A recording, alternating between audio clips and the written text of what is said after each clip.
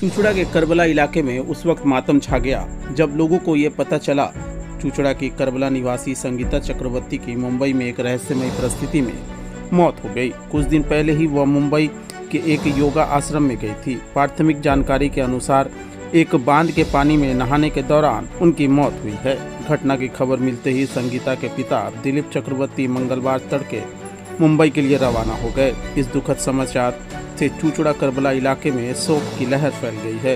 इस घटना पर स्थानीय पार्षद इंद्रजीत दत्ता ने कहा कि संगीता हमारे इलाके की एक अच्छी और भोली भाली लड़की थी।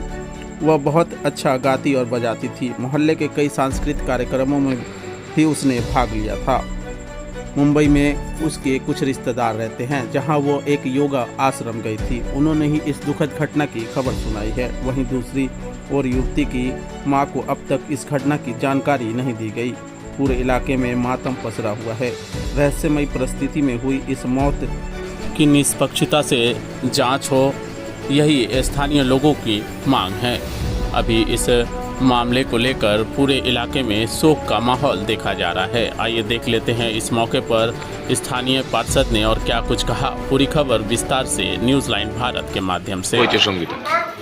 আমাদের এলাকারই একদম বাচ্চা মেয়ে, আমাদের দিলীপ চক্রবর্তী তার মেয়ে, একই মেয়ে, খুব প্যাথেটিক। কালকে দিয়েই একটা সন্ধ্যের পর থেকেই আমাদের এলাকার সবাই একটু এই ব্যাপারে শোকাহত। মেয়েটি বাইরেই থাকতো, বম্বেতে গেছিলো একটা যোগা আশ্রমে নাকি ছিলেন। সেই মেয়েটি গতকাল সন্ধ্যেবেলায় খবর আসে তার বন্ধুদের মাধ্যমে, তার পরিবারের কাছে, যে মেয়েটি ওখানের বম্বের কোনো একটা ড্যামে আর কি পড়ে যায়। সেই অবস্থা বাড়ির লোকও সব জানে। বাবা রাত্রেবেলাতেই রওনা হয় এবং ওর ওই রিলেটিভরা বম্বেতে আছে, ওর এক রিলেটিভ, তার মাধ্যমেই সকালবেলায় খবর আসে। সে লোকাল থানার প্রশাসনের মাধ্যমে ড্যামের কাছে যায় এবং ড্যাম থেকে নাকি বডিও পাওয়া গেছে। মেয়েটি মারা গেছে ড্যামে পড়ে। খুবই আর কি প্যাথেটিক।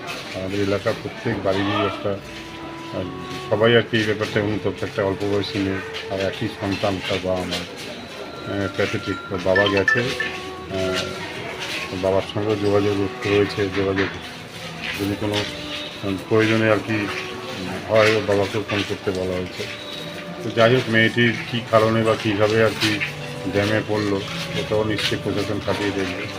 এখন অত দূর থেকে বডি আনার ব্যাপারেও একটা রয়েছে। ওর বাবার সঙ্গে কথা বলি। বাবা পৌঁছেছে একটু আগে, কাল রাত্রে 2টোর সময় বাবা বেরিয়ে গেছে। আজকে পৌঁছানোর পরে কেন ওখানে গেছিল?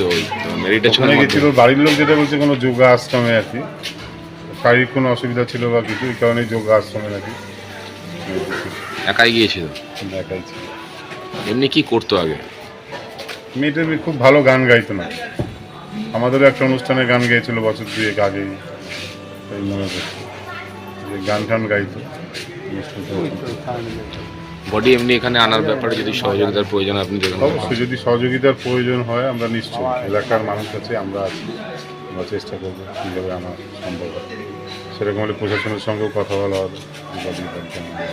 এখন অবধি ওর মা জানে না। কালকে রাত্রেবেলা সন্ধ্যে থেকেই ওর মা আর কি কান্নাকাটি যেটা হয় সেটা হচ্ছে, সেই জায়গায় দেখা যায়। এমনি অন্য কোনো সন্দেহ হচ্ছে? এক তো মহারাষ্ট্র, মানে বর্তমানে যা চলছে বাঙালি, সেটা এখন অবধি তো বলতে পারছি না যে কি কারণ হলো, কি ঘটনা এই ঘটনা ঘটলো। এটা না সম্পূর্ণ জেনে তো বলা আমার মনে হয় না ঠিক হবে না। চাইছেন ওখানকার পুলিশ প্রশাসন তদন্ত করুক?